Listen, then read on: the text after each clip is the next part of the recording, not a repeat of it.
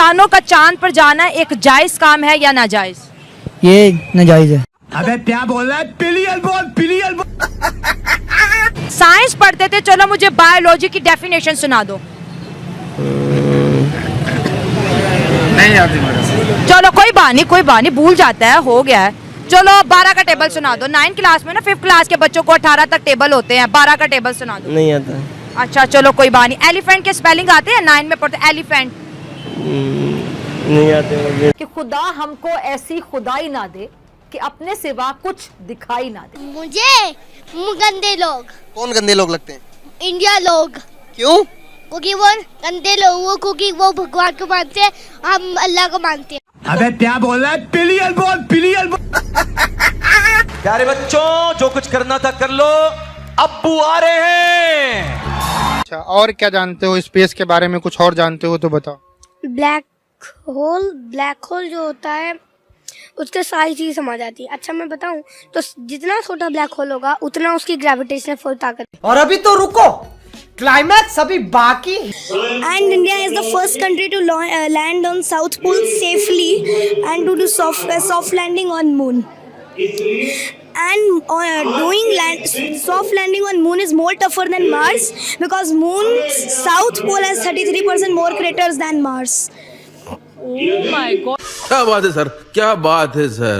जय हिंद दोस्तों, आज हम बात करेंगे मदरसा छाप स्टूडेंट और भारत के स्टूडेंट का कंपैरिजन। आप इस वीडियो में देखिएगा कि किस तरह से मदरसा छाप स्टूडेंट का माइंडसेट है और भारत के स्टूडेंट्स किस तरह से आगे बढ़ रहे हैं, उनका क्या माइंड लेवल है, आपको इस वीडियो में देखने को मिलेगा। तो आपका ज्यादा समय न लेते हुए इस वीडियो को शुरू करते हैं। चल चल चल चल। कभी स्कूल गए हो? जी। कितना पढ़ा है? 9th। 9 में पढ़ा है। अच्छा, कौन से सब्जेक्ट थे? जी साइंस। साइंस पढ़ते थे, चलो मुझे बायोलॉजी की डेफिनेशन सुना दो। नहीं आती मेरे। चलो कोई बात नहीं, भूल जाता है, हो गया है। चलो 12 का टेबल सुना दो। 9 क्लास में ना 5th क्लास के बच्चों को 18 तक टेबल होते हैं, 12 का टेबल सुना दो। नहीं आता। अच्छा चलो कोई बात नहीं। एलिफेंट के स्पेलिंग आते हैं? 9 में पढ़ते एलिफेंट।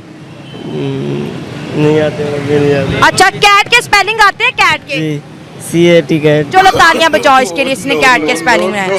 9 का बच्चा है, माशाल्लाह माशाल्लाह, इसको कैट के स्पेलिंग आते हैं। वाह जी वाह, वाह जी। और मैं तुम्हें इनाम दूंगी, आगे आगे चलो जरा। अच्छा, फिजिक्स भी पढ़ते थे? जी। फिजिक्स में क्या पढ़ा है? फिजिक्स में कुछ नहीं पढ़ा, बस 9th में जाके बाद छोड़ दी। अच्छा, 8वीं तो फिर पढ़ी होगी ना। 9 में तुम गए, तुमने छोड़ दी। 8वीं में क्या पढ़ा? 8वीं में बस 2 साल हो गए छोड़े, क्या पढ़ा। अच्छा, इस्लाम पढ़ा? इस्लाम पढ़ा है। अच्छा, कलमे भी पढ़े होंगे फिर? जी कलमे भी पढ़े। चलो मेरा बेटा छठा कलमा सुनाओ जरा। ये फंस गया। छठा कलमा रद्दी को रद्दी फरमानी। कैमरे में नहीं, आवाज रिकॉर्ड हो रही है। हाँ जी। नहीं आता, कोई बात नहीं, डरना नहीं है, कोई बात नहीं। इस्लामियात भी नहीं आती। चलो, हमारा एजुकेशन सिस्टम डिफेक्टिव है, ये हमें मानना पड़ेगा। 9 क्लास में ये बच्चा साइंस सब्जेक्ट के साथ पढ़ता है, उसको साइंस के स्पेलिंग नहीं आते, उसको बायो के अगर इसको बेटा अगर तुम्हें स्कूल में सिखाया गया होता, तुम आज मुझे बताते? जी कुछ नहीं सिखाया। तुम्हें स्कूल में कभी कुछ पढ़ाया गया 9वीं जमात तक? जी 9वीं जमात नहीं पढ़ा। नहीं पढ़ाया ना। तुम्हें 12 का टेबल पढ़ाया गया? नहीं पढ़ा। तुम्हें सेंटेंस मेकिंग बताई गई?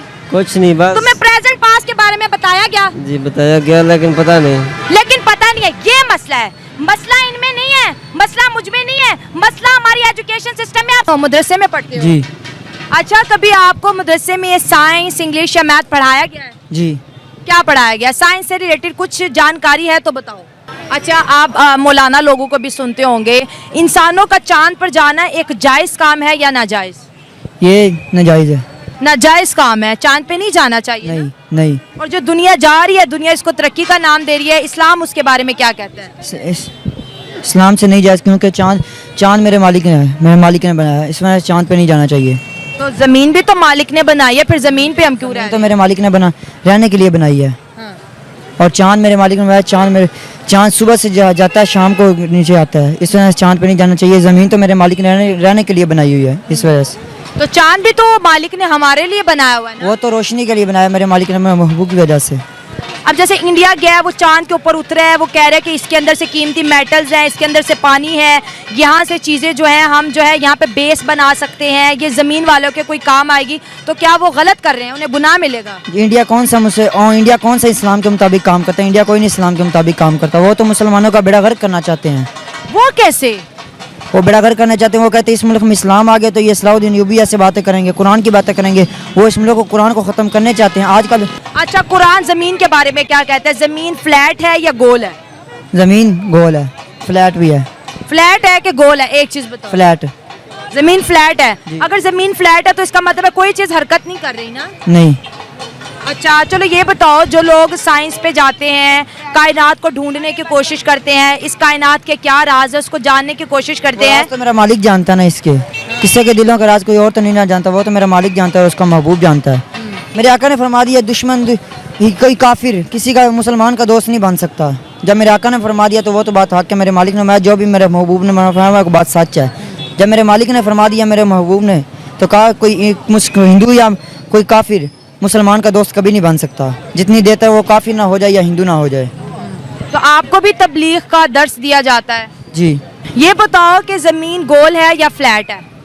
ज़मीन आला हजरत जो है, मैं उनकी रोशनी में आपको बताता हूँ कि ज़मीन जो है ये सुकून है, यानी ये रुकी हुई है, ये घूमती नहीं है। इस तरह हम नहीं कह सकते कि वो घूम रही है, गोल का तो कुछ नहीं कह सकता मैं। ये इंडिया चांद पे चला गया, लोगों ने मार्स तक के मिशन कर लिया। अनफॉर्चुनेटली मदरसा के बच्चों को ये पढ़ाया जाता है कि ज़मीन फ्लैट है। अगर ज़मीन फ्लैट है तो फिर ये मौसम कैसे बदलते हैं, ये दिन रात कैसे आते हैं बताओ? अगर ये घूम ही नहीं रही, चांद ग्रहण कैसे लगता है, सूरज ग्रहण कैसे लगता है? करता हूँ, ये जो है ज़मीन जो है ये बिल्कुल सुकून है, बस जो है ना चांद, ये इसके गिर्द जो घूमता है, ये घूम रहा है, ज़मीन घूम नहीं रही है।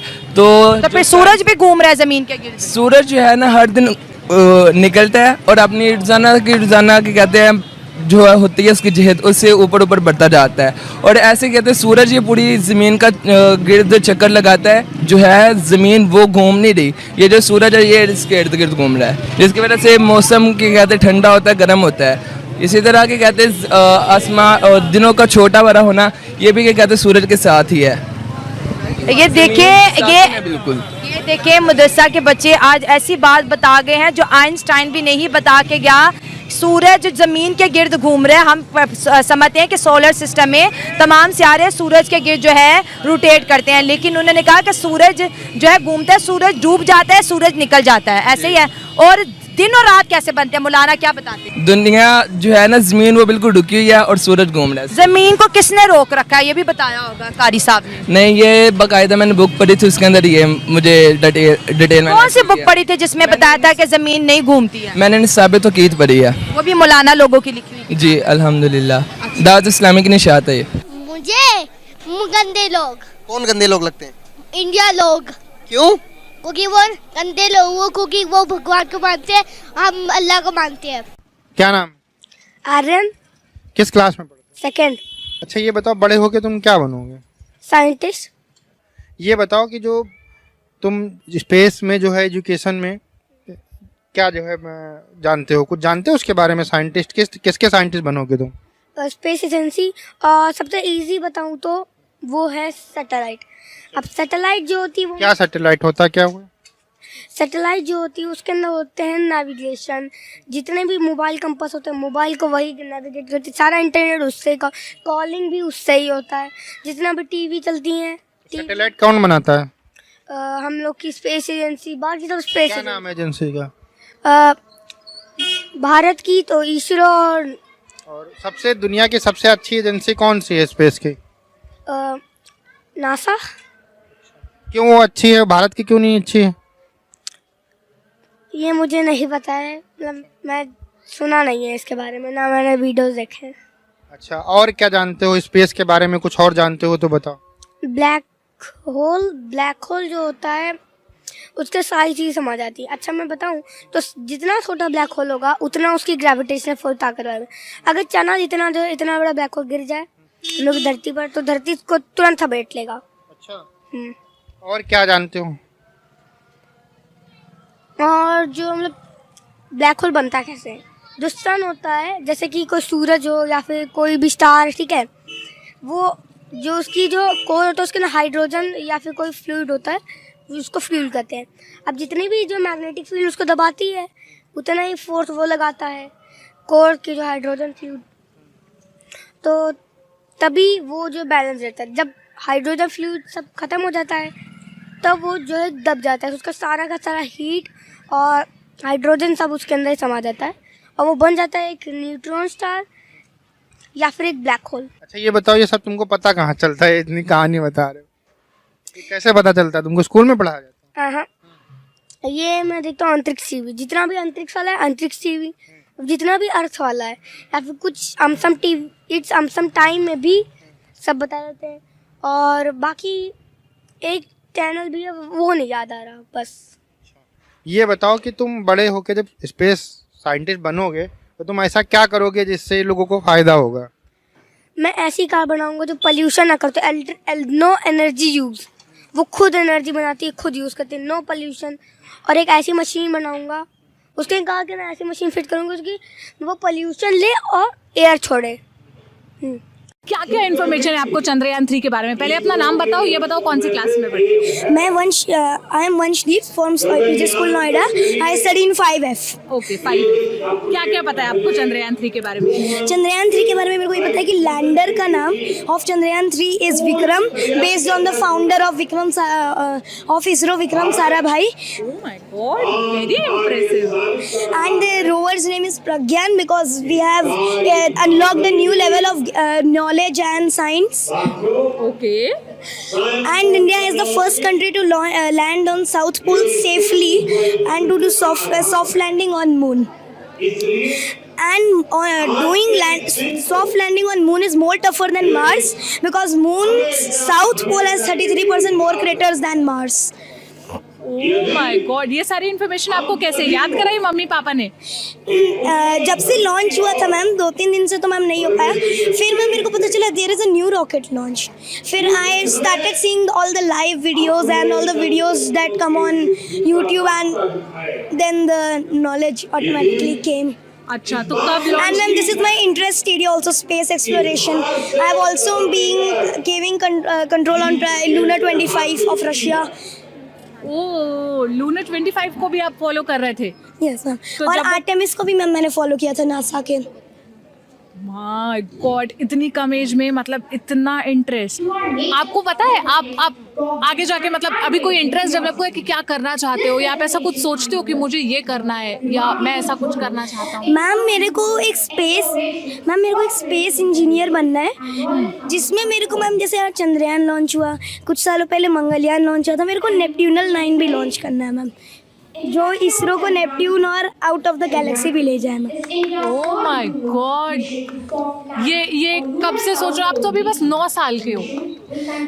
मैम अगर 3 lakh kilometre to 60 lakh kilometer away we can go, so we can also go to Neptune also using the technology. अच्छा, तो आप उसके लिए काम करना चाहते हो? Yes, ma'am. और क्या क्या नॉलेज है आपके पास? आप जरा मुझे बताओ, क्योंकि ये सारी इन्फॉर्मेशन तो मुझे भी नहीं पता। मैम मेरे को नासा के बारे में भी बहुत इन्फॉर्मेशन है, national aeronautics and space administration. क्या क्या इन्फॉर्मेशन? नासा का उसकी बजट है 20 billion, but till now also it has twice time landed on moon softly, and it has also landed on Mars 2 times, but it also took 3 tries for NASA to do that. But as everybody knows, we Indians did that Mangalyaan mission in first try. And ma'am, world politics, history, these are my interest areas. वाह मोदी जी वाह। तो दोस्तों आपने देखा कि पाकिस्तान में जो भी मदरसा स्टूडेंट है उनका IQ लेवल, उनका नॉलेज बिल्कुल 0 के बराबर है। तो यहाँ पे सबसे इंपॉर्टेंट ये है कि बच्चों की एजुकेशन, अगर आप एक अच्छा देश चाहते हैं, एक ग्रोथ कंट्री चाहते हैं, तो ऐसे में आपने अपने बच्चों को अच्छी एजुकेशन देनी चाहिए। वहीं पे पाकिस्तान में एजुकेशन का दूर दूर तक कोई नामो निशान नहीं है। पाकिस्तान की जो एजुकेशन है, मजहबी एजुकेशन और साथ ही साथ मदरसा एजुकेशन, जो कि बहुत ही खतरनाक है। मदरसा एजुकेशन पाकिस्तान को बर्बाद कर रही है। इवन एलीट क्लास स्टूडेंट्स की अगर हम बात करें पाकिस्तान में, तो उनके दिमाग में हिंदुस्तान के लिए और काफिरों के लिए काफी जहर भरा है। काफिरों की बात करें तो जो लोग मुस्लिम नहीं है उनको काफिर कहा जाता है। एक छोटे बच्चे ने यहां तक कहा कि हम हिंदुस्तान भारत से नफरत करते हैं क्योंकि वो देवी देवताओं की पूजा करते हैं। देखो, एक बच्चा जो कि 10 साल का छोटा सा बच्चा है और किस तरह से उसके दिमाग में ये कचरा भरा हुआ है, और ये सारा आता कहां से है। ये जो इनके माँ बाप हैं यही लोग सिखाते हैं। वहीं पे आपने देखा कि हिंदुस्तान के बच्चे कहां पे मार्स की बात करते हैं, वर्ल्ड पॉलिटिक्स की बात करते हैं, सन की बात करते हैं और चंद्रयान की बात करते हैं। वहीं पे डिफरेंस आपको यहाँ पे समझ आ जाता है कि कहाँ पे गैप है, एजुकेशन का गैप है और एक अच्छे माइंडसेट का गैप है। अगर बच्चों की परवरिश, बच्चों की एजुकेशन अच्छी रही तो भविष्य अच्छा हो सकता है, अपना भी और देश का भी।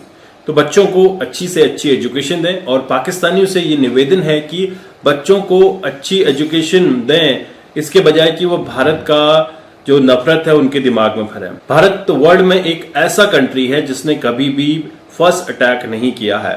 भारत को उकसाया गया, भारत को परेशान किया गया, उसके बाद ही भारत ने मुंह तोड़ जवाब दिया है। तो ऐसे में भारत के लिए जहर भरना बच्चों के माइंड में काफी हार्मफुल हो सकता है और आपकी जनरेशन के लिए, आपकी कंट्री के लिए भी हार्मफुल हो सकता है। तो इसलिए बच्चों को अच्छे से कल्टिवेट करें, अच्छी एजुकेशन दें। आई होप आपने ये वीडियो एंजॉय किया। मिलता हूं अगले वीडियो में, तब तक के लिए थैंक यू। जय हिंद, जय भारत।